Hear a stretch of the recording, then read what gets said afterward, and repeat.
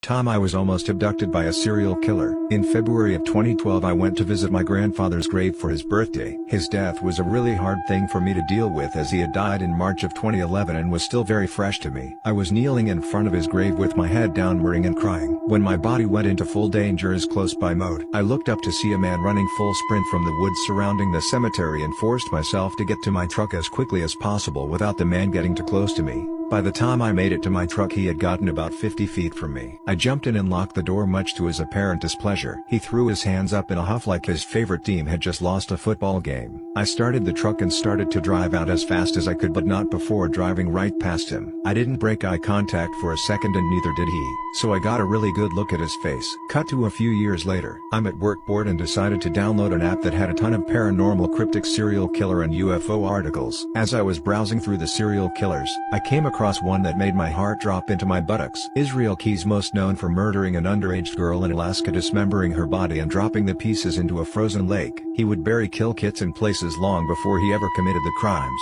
After the incident in Alaska he had traveled into Texas for a wedding in a city not too far from where I live and had disappeared for a bit and no one in his family knew where he was. He was arrested in that city and brought to the prison one city over from me before he was extradited back to Alaska to stand trial. About a year ago I found a book about him that provided a lot of the details I have given here. He had been killing for years and no one knows what the actual death toll is. He eventually killed himself in prison. At the end of the book about him, he described some of his favorite places to abduct people: public parks and cemeteries. I often wonder if there's a kick buried in those woods. You were fast, Israel, but I was faster and I'm glad we didn't officially meet.